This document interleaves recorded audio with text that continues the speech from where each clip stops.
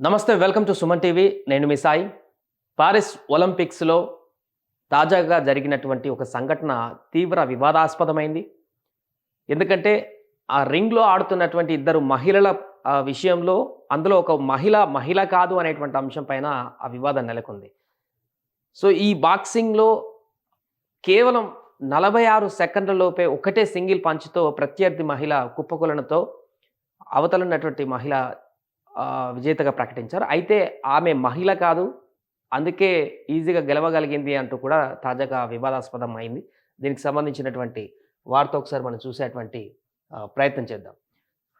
ఆమె పోరాడలేక మహిళల బాక్సింగ్‌లో వివాదం అంటూ ఒక టైటిల్‌తోని మన వార్త చూడొచ్చు ఈరోజు. పూర్తిగా అసలు ఏం జరిగిందో చూస్తే అర్థమవుతుంది. పారిస్ ఒలింపిక్స్ మహిళల బాక్సింగ్ 66 కేజీల ప్రీ క్వార్టర్స్ ఏంజెలా కెరాని ఇటలీకి సంబంధించినటువంటి మహిళ ఈమె. ఈమెనే కెలీఫ్ అల్జీరియాకు సంబంధించినటువంటి మహిళ ఈమె. ఈ ఇద్దరు ప్రత్యర్థులు ప్రీ క్వార్టర్స్‌లో పోటీలో పాల్గొనడం జరిగింది. వీరిద్దరు కూడా నిన్న పారిస్‌లో 66 కేజీల విభాగంలో. అయితే ఇటలీకి చెందిన ఏంజెలా కెరాని ఈ బ్లూ డ్రెస్‌లో ఉన్నటువంటి ఈమె ఓటమి పాలవడం జరిగింది. రెడ్ డ్రెస్‌లో ఉన్నటువంటి ఆమె కెలీఫ్ అల్జీరియా వివాదాస్పదానికి సంబంధించినటువంటి మహిళ. చూద్దాం తర్వాత. ఈ క్రీడలో కెలీఫాకు ఇదే తొలి బౌట్. కేవలం 46 సెకండ్లలోనే బౌట్ ముగిసింది. అలా అని ఓడిపోయిన ఏంజెలా నాకౌట్ కాలేదు.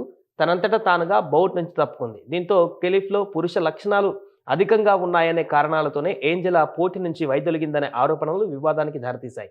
గతేడాది ఢిల్లీలో జరిగినటువంటి ప్రపంచ ఛాంపియన్‌షిప్ ఫైనల్‌లో ముందు కూడా కెలీఫాపై అంతర్జాతీయ బాక్సింగ్ సమైక్య వేటు వేసింది. ఆమెలో XY క్రోమోజోమ్లు, టెస్టోస్టెరాన్ పురుషుల స్థాయిలో ఉన్నాయని DNA పరీక్షలో తేలడమే అందుకు కారణమని, కానీ భిన్న నిబంధనలు కలిగినటువంటి అంతర్జాతీయ ఒలింపిక్స్ కమిటీ మాత్రం కెలీఫాకు ఈ విశ్వ క్రీడల్లో పోటీ పడేటువంటి అవకాశాన్ని కలిగించింది.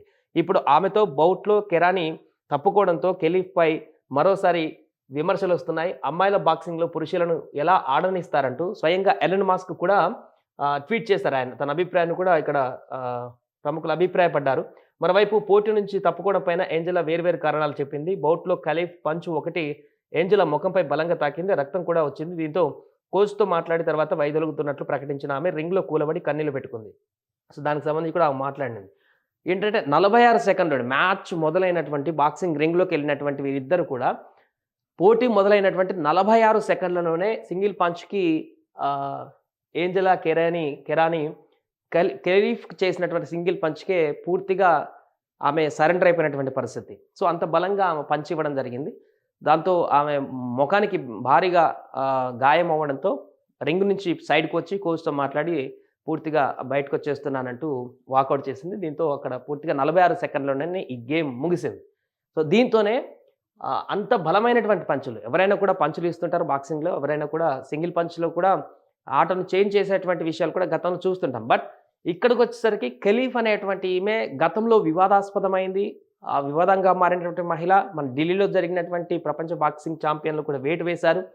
అలాంటి విభిన్నమైనటువంటి పరిస్థితుల్లో ఉన్నటువంటి మహిళను ఎలా అలో చేస్తారనేటువంటి విషయమే ఇప్పుడు తెరపైకి వచ్చింది.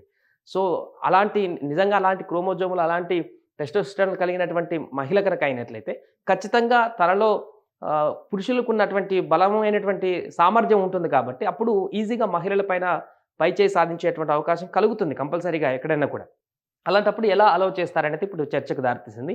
ఏదేమైనా కూడా ఈ తాజాగా జరిగినటువంటి ఈ వివాదానికి సంబంధించి అయితే ప్రస్తుతం చర్చ కొనసాగుతుంది. మరి ఇది ఇక్కడి వరకే ఆగుతుందా? సో ఈ గేమ్ వరకైతే, ఎందుకంటే ప్రత్యర్థి జట్టు ఓడిపోయినటువంటి ఏంజెలానే తను ఆమె పైన ఆరోపణలు చేయలేదు. సో ఆ పంచ్ బలంగా తగిలింది.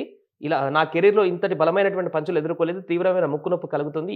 ఓ పరిణితి చెందిన బాక్సర్‌గా బౌట్‌ను ఆపేద్దాం అనుకున్నాను. ఎవరు ఏమిటి అని చెప్పేందుకు నేను ఇక్కడికి రాలేదు. అథ్లెట్‌గా ఎలా ఉండాలో చెప్పడం నా పని కాదు. రింగ్‌లో దిగి పోరాడా అని ఏంజెలా చెప్పింది. సో ఆమె నేను అథ్లెట్‌గా ఎవరు ఎలా ఉండాలని చెప్పేటువంటి పరిణితి, ఆ స్థాయి నాది కాదు. దానికి సంబంధించి నేను మాట్లాడను. బట్ నేను ఎదుర్కొన్నటువంటి పంచ్ చాలా బలమైనటువంటిది. నా జీవితంలో ఎప్పుడు ఎదుర్కోలేదు. అందుకనే బౌట్ ఇచ్చానంటూ కూడా, ప్రత్యర్థి నుంచి బౌట్ తీసుకున్నానంటూ కూడా ఆమె తనకు సంబంధించినటువంటి వివరాలను వెల్లడించింది. కాబట్టి ఇక్కడి నుంచి ఎలాంటి అపోజిషన్ లేదు.